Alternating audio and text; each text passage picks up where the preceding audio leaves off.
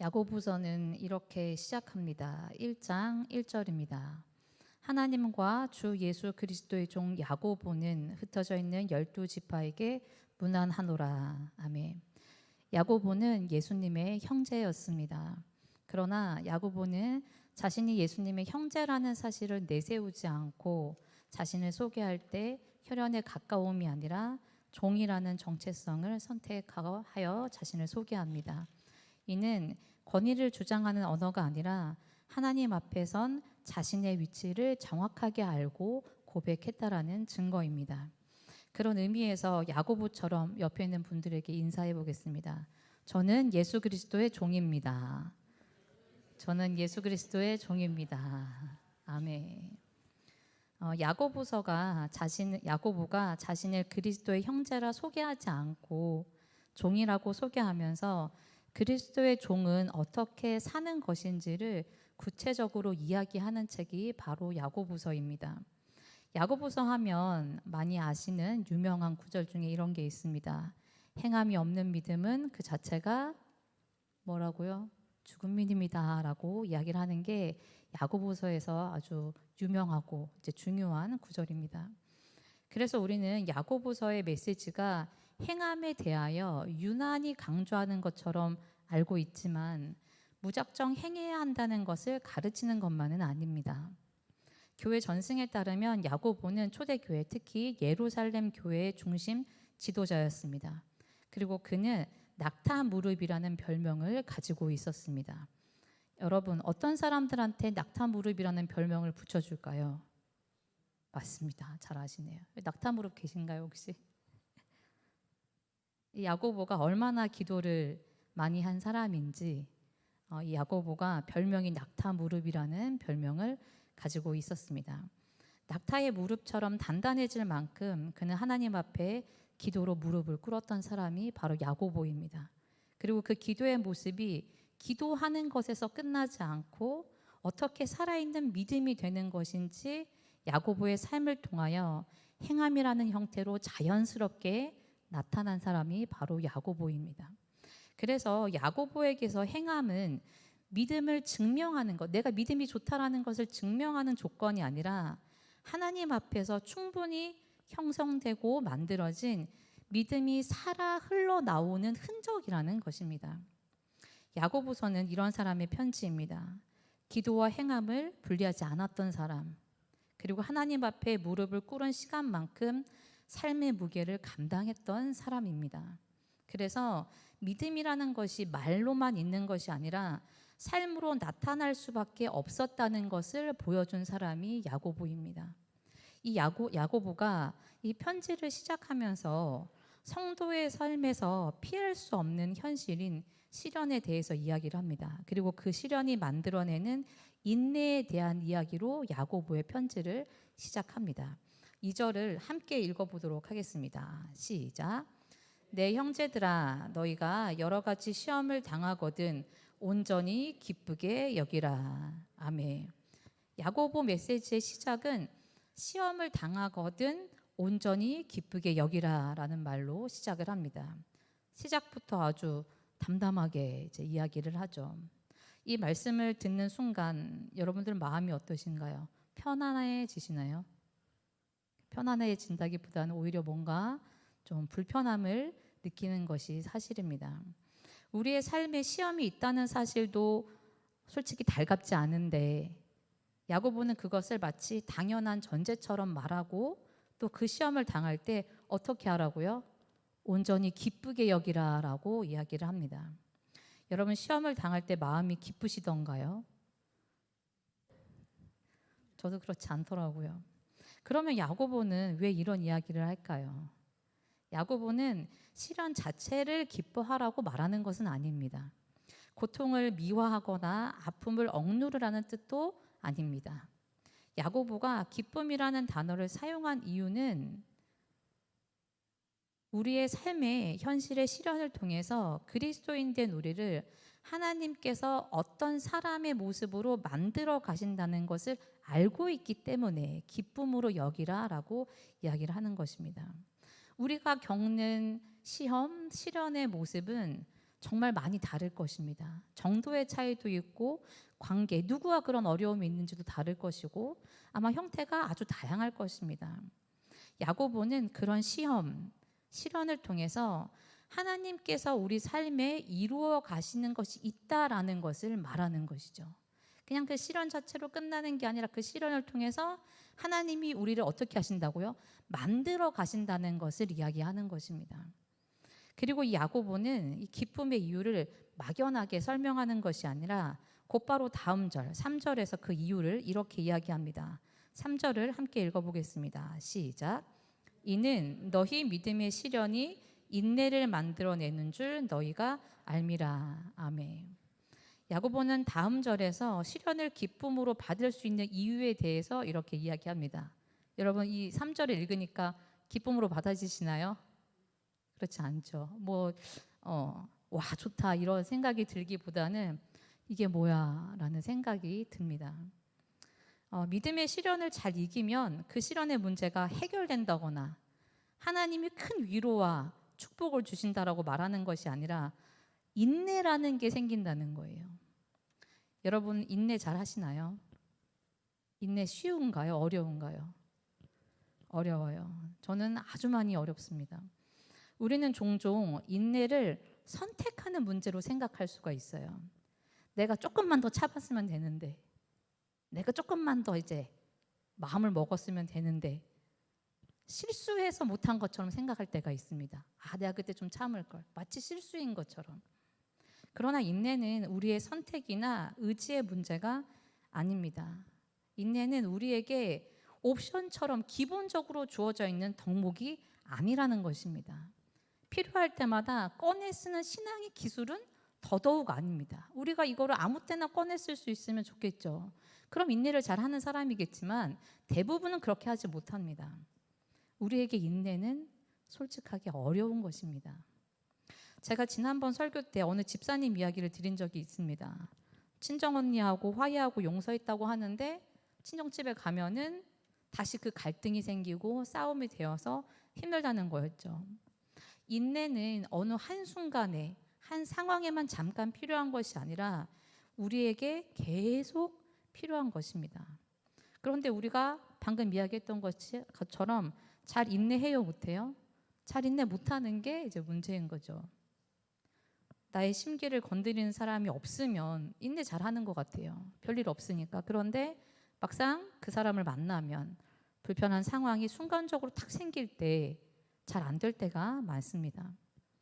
좀 있으면은 이제 명절이 다가오는데 이제 가족들 만나면 늘 불꽃이 튀는 사람들이 튀어요. 안 그러다 갑자기 그런 게 아니라 대부분 비슷합니다. 우리는 순간의 실수로 내가 인내하지 못한 것처럼 생각하지만 사실은 우리가 인내하지 못하는 이유는 실수가 아니라 우리에게 인내할 능력이 없기 때문에 그렇습니다. 인내할 실력이 되지 않기 때문에 우리의 생각이나 속마음, 기질, 신앙적인 수준이 그때그때 이제 드러나게 되는 것이죠. 다음에는 잘 참아야지 하면 참아집니까? 예상치 못한 순간에 공격을 받으면 우리의 기질이 탁 나오는 거 아니겠어요? 상대방이 저 사람이 심해서 마치 내가 인내하지 못하는 것처럼 말하지만 사실은 저 사람 탓이 아닙니다. 누구 탓입니까? 내가 인내할 능력이 없는 거예요. 우리가 이를 악물고 버티면 잘 되던가요? 이를 악물어도 못할 때가 너무 많죠. 어쩌다 될 때도 있어요. 그렇지만 안 될 때도 계속 많습니다. 왜 안 될까요? 인내는 순간적인 결단으로 만들어지는 게 아니기 때문에 그렇습니다. 그래서 성경은 너희의 인내를 써라. 너 인내 있으니까 인내를 써라 이렇게 말하는 것이 아니라 믿음의 시련을 통해서야 그 다음에 인내가 만들어진다라고 말하는 거예요. 너희한테 그냥 인내가 있는 게 아니라 믿음의 시련을 통해서 인내가 만들어지게 되어 있다라고 오늘 성경에서 이야기를 하는 겁니다. 아까 보았던 3절의 말씀을 세 번역으로 함께 읽어보겠습니다. 시작. 여러분은 믿음의 시련이 인내를 낳는다는 것을 알고 있습니다. 아멘. 믿음의 시련을 통해서 무엇을 낳는다고요? 인내를 낳는데요. 여러분, 낳는다는 게 아무 노력도 힘도 안 들이고 그냥 뿅 생기는 것인가요? 그렇지 않죠. 낯설고 고된 시간들을 또 온몸으로 고스란히 겪어낼 때 그것을 품고 자란 후에야 그 다음에 낳는 것입니다. 인내에 대해서 우리가 부분적으로 아는 게 이런 거예요. 인내는 우리의 믿음의 시련을 통과하기 위해서 필요한 도구처럼 생각이 될 때가 있어요. 이 시련을 지나야 하니까 인내라는 게 필요한 도구가 되는 거예요. 그래서 어려움이 있을 때 인내를 찾아서 쓰려고 하는데 인내가 있어요, 없어요? 인내가 없는 겁니다. 그래서 오늘 말씀을 보면 이 순서가 다르다는 것을 알 수 있습니다. 내가 가지고 있는 인내로 시련을 통과하는 게 아니에요. 믿음의 시련이 있을 때 그것을 잘 통과할 때 생겨지는 것이 뭐라고요? 인내라는 거예요. 다시 한번 말씀드립니다. 시련을 잘 통과하기 위해서 필요한 것이 인내가 아니라 시련을 통해서 맺혀지는 열매가 인내라는 것입니다. 제가 왜 굳이 열매라는 표현을 쓰는지 갈라디아서 말씀을 참고하겠습니다.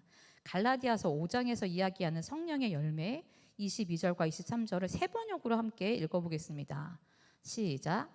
그러나 성령의 열매는 사랑과 기쁨과 화평과 인내와 친절과 선함과 신실과 온유와 절제입니다. 이런 것들을 막을 방법이 없습니다. 아멘. 성령을 따라 사는 사람들에게 이런 성령의 열매가 맺혀진다라는 거예요. 낳는 것과 비슷한 거예요. 열매는 갑자기 뿅 생기는 거예요. 아무 노력 없이 열매가 맺혀지나요? 그렇지 않죠. 땅 속에서 씨앗이 보이지 않지만 그 안에서 견뎌내는 시간이 있는 것과 자라면서 햇볕과 비를 견디어내는 시간들이 있는 겁니다. 그 시간들을 통과해야지만 결국 끝끝내 맺히는 게 열매인 거예요. 열매는 거저 생기는 것이 아닙니다. 성령의 열매인 인내도 그렇습니다. 성령 받았으니까 뿅 생기는 것이 아니라 성령을 따라 살아가는 자에게 믿음의 시련을 지나서 비로소 맺혀지는 게 뭐라고요? 그게 인내라는 열매인 것입니다. 그래서 오늘 야고보가 인내가 맺혀진다, 낳는다, 그 열매를 이야기하고 있습니다. 우리에게 주어진 믿음의 시련을 통해서 우리 삶의 인내라는 열매가 잘 맺혀지기를 축복합니다. 그러면 우리에게 인내라는 열매가 왜 맺혀져야 될까요? 열매가 나무에 달려있는 것만으로도 보기에는 좋죠. 열매 없는 것보다는 달려있는 게 예쁘니까. 그러나 열매가 언제 가장 가치 있는 역할을 할까요? 누군가 그 열매를 맛있게 먹고 건강할 때, 그게 열매가 가장 가치 있는 역할을 하는 것입니다. 성령의 열매, 야고보가 이야기하는 인내도 그렇습니다.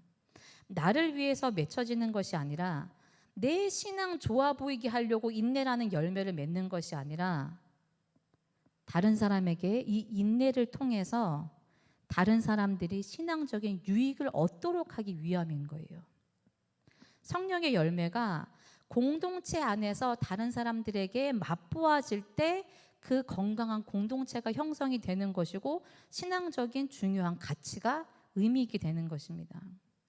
본문 4절에서 인내를 온전히 이루라라는 말씀이 있는데요. 제가 세 번역이 좀 이해하기 쉬울 것 같아서 세 번역으로 준비를 했습니다. 같이 읽겠습니다. 시작. 여러분은 인내력을 충분히 발휘하여 조금도 부족함이 없이 완전하고 성숙한 사람이 되십시오. 아멘.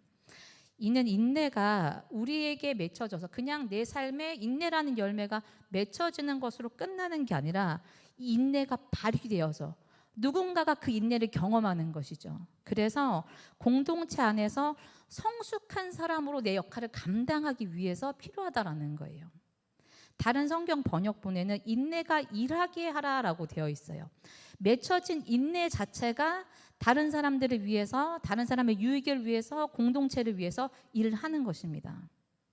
우리에게 맺혀진 그 인내의 열매는 나 자신에게만 머물지 않는다는 거예요. 내 삶에 맺혀진 인내를 통해서 누가 유익을 얻어요? 다른 사람들이 유익을 얻을 때 그렇게 맺혀진 성령의 열매가 가치 있는 것입니다. 제가 가벼운 저의 이야기를 하나 하겠습니다. 예전에 얼마나 철없는 전도사였는지 부끄러운 과거 이야기인데요. 교회에 가면 제가 가장 오랫동안 머무는 공간이 바로 유치부실이었어요. 유치부실은 교회마다 대부분 신발 벗고 들어가서 이제 바닥에서 이제 예배를 드리고 뭘 하게 되어 있습니다. 거기서 선생님들이랑 뭐 이것저것 만들기도 많이 하고, 또 청년들이 오면 거기서 밤늦게까지 이야기하면서 야식 먹으면서 또 잠도 자고 그랬습니다. 그래서 제가 습관 중에 하나가 발이 답답하면 양말을 벗는 습관이 있어요. 그래서 제가 그 유치부실에서 있다가 수시로 양말을 벗는 겁니다. 그러면 이제 그 뒤에 어떻게 했을까요? 제가 잘 챙겨갔을까요? 제가 잘 안 챙겨가요. 그러니까 이제 관리 집사님이나 선생님들 중에서 유치부실에 왔다가 양말이 이제 굴러다니잖아요. 그럼 이제 제 건 줄 아는 거예요. 그래서 그 양말을 챙겨다가 제 사무실 책상에다가 이렇게 잘 접어가지고, 그 남의 양말 만지는 거 얼마나 싫어요. 근데 그거를 잘 접어서 제 자리에 이제 올려져 있는 거예요. 그게 한두 번이 아니었어요. 근데 제가 얼마나 철이 없었는지 그때는 제 자리에 돌아온 그 양말을 보면서 막 죄송하다 이런 생각보다는 아이고 깜빡했네, 다음엔 하지 말아야지, 그냥 그러고서 다음에 또 그러는 거예요. 지금 생각하면 그때 그분들에게 너무 죄송하고 민망합니다. 그리고 한편으로는 그분들의 인내에 얼마나 감사한지 모르겠어요. 여러분, 다른 사람 지금 양말 그 잡아가지고 갖다 놓으면 얼마나 싫으시겠어요. 근데 그분들이 이 철없는 전도사 양말까지 챙겨다 주신 게 뭐 그분들이 좋으셨겠습니까? 속으로 뭐 별일 생각 다 하셨겠죠. 또 놓고 갔네 이러면서. 그래서 저한테는 그런 핀잔의 말을 한 번도 하신 적이 없어요. 그리고 늘 제 책상에 잊을만 하면 와 있고 잊을만 하면 이렇게 와 있었습니다. 뭐 양말뿐이겠습니까? 저의 부족한 모습을 많은 성도님들과 다른 사역자분들이 말하지 않고 일일이 저한테 꼬치꼬치 따지지 않고 참아주신 시간들이 너무 많은 거죠. 뭐 뒤에서 제 흉을 보셨을지도 몰라요. 그래도 저한테는 핀잔을 준다거나 야단을 치지 않으셨어요. 그냥 갖다 놓고 이제 가실 때도 있고 그냥 그 자리에 잘 접어서 놓여 있을 때도 있었습니다. 그렇게 저의 수준을 그분들이 인내해 주신 겁니다. 제가 가벼운 이야기를 드렸지만 우리의 삶을 돌아보면 누군가의 인내 덕분에 내가 부드럽게 시간을 지나온 게 너무 많은 거예요. 가족이며 친구 사이며 교회 공동체 안에서 이런 크고 작은 인내들이 얼마나 많겠습니까? 우리가 그때그때 깨닫지 못해서 지나갔을 뿐입니다. 그때마다 함부로 말하지 않고 기다려줬던 사람들, 힘들지만 그 수고를 대신해 준 사람들, 급하게 판단하지 않고 우리의 속도를 기다려준 사람들, 포기하지 않고 계속 곁에 머물러서 함께 해준 사람들, 이분들의 인내 덕분에 지금의 우리가 다 깨닫지는 못하지만 이만큼까지 자라고 성장하며 우리의 신앙을 지켜온 것인 줄 믿습니다. 야고보가 말하는 인내는, 열매를 발휘하라라는 그 인내는 열매를 맺은 사람이 성숙해 보이고 대단해 보이는 것을 위해서가 아니라 주변에 있는 많은 사람들이, 함께하는 사람들이 그 인내의 열매를 맛보면서 하나님이 자라게 하시고 경험하게 하시는 것들을 누릴 수 있도록 하기 위한 것입니다. 다른 사람이 하나님 앞에서 자라갈 수 있도록 기다려주는 것이 바로 인내입니다. 그리고 하나님 역시 우리를 참고 기다리시면서 하나님의 일을 하시기 때문에 우리에게 맺혀진 인내라는 열매가 일을 하게 되는 것이죠. 로마서 2장에서 바울은 누군가의 연약함을 기다리지 못하는 사람들을 향해서 이렇게 이야기합니다. 함께 읽어보겠습니다. 시작.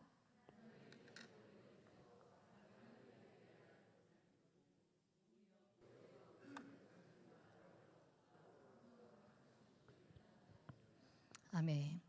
하나님의 자비와 너그러움과 참으심이 사람을 어떻게 한다고요? 회개하게 한다고요. 우리도 하나님의 길이 참으심으로 인해서 회개하고 구원받은 줄을 믿습니다. 그럼 이런 질문도 생기죠. 그럼 무조건 다 참아야 되는 건가요? 무조건 인내하는 게 답인가요? 이렇게 속으로 생각하고 계신 분들 있을 거예요. 여기에 대한 대답은 제가 다음 설교에서 나누도록 하겠습니다. 일단 오늘은 하나님의 인자하심과 길이 참으심이 하나님의 일하는 방식이고 하나님의 성품이라는 사실입니다.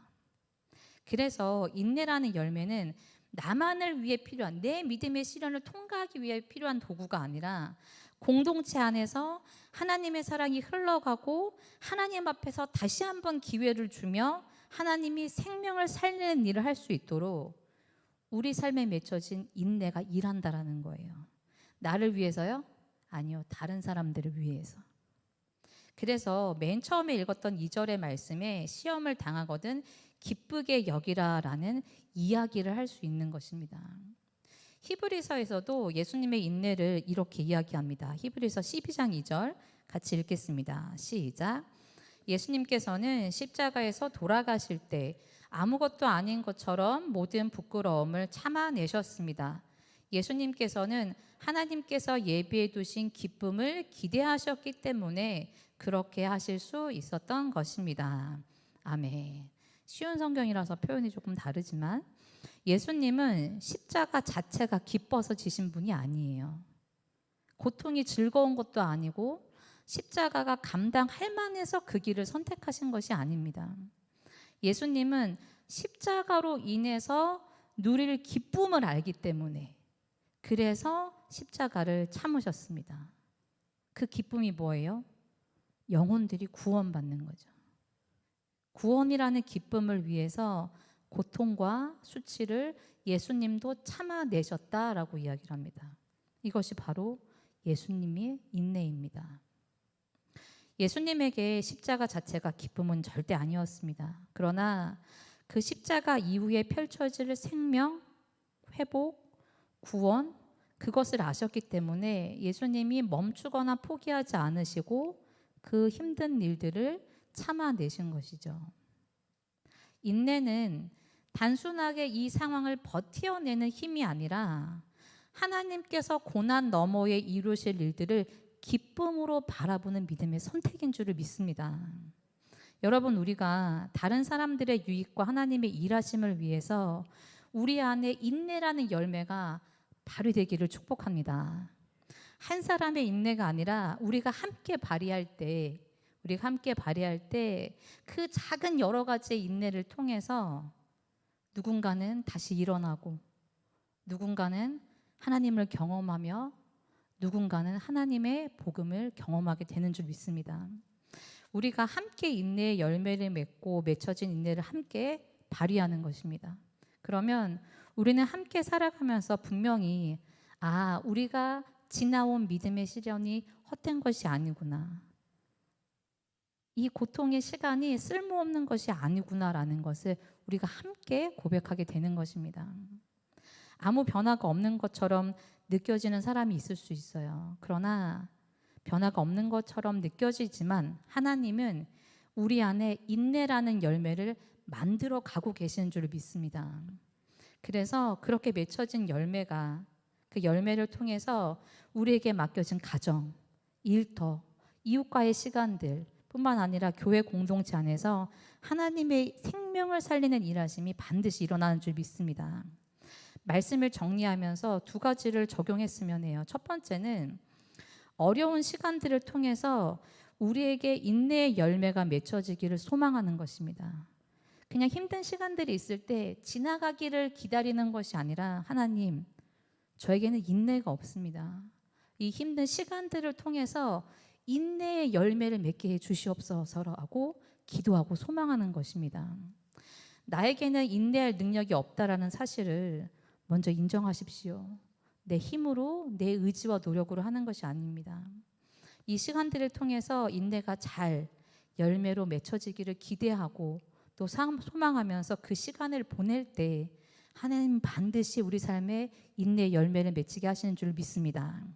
두 번째 적용은 우리에게 맺혀진 인내가 나만을 위한 인내가 아니라 다른 사람들에게 하나님을 경험하게 하는, 복음이 흘러가게 하는 열매가 되도록 소망하는 것입니다. 인내의 열매는 개인의 성숙으로 끝나기 위한 것이 아니에요. 야고보가 바라본 인내는 언제나 공동체 안에서 증명이 되었습니다. 인내는 너무 조용해서 아무 힘이 없는 것 같지만 인내하는 사람들은 아무것도 안 하는 것처럼 보이거든요. 그렇지만 그것이 힘이 없어서가 아닙니다. 오늘 말씀을 보았듯이 그 인내 위에서 하나님이 일하고 계시는 줄 믿습니다. 우리 주변에는 저와 여러분의 인내를 통해 배우고 자라야 하는 사람들이 너무 많습니다. 이것이 하나님이 우리에게 인내라는 열매를 맺게 하시는 이유입니다. 우리 자신을 위해서가 아니라 다른 이들이 하나님 앞에서 계속 자라갈 수 있도록, 다시 설 수 있도록 하기 위함입니다. 그래서 귀한 것입니다. 인내의 열매가 맺혀지는 것으로 끝나지 않고 그 인내를 통해서 우리와 함께하는 사람들이 하나님의 사랑을 경험하고 또 축복받기를 원합니다. 그렇게 될 때 성도 한 사람 한 사람, 저와 여러분, 그리고 우리 여명교회가 인내라는 열매를 통해서 생명을 살리는 참된 교회 역할을 감당할 줄 믿습니다. 우리 기쁨의 날 주시네 함께 찬양하겠습니다.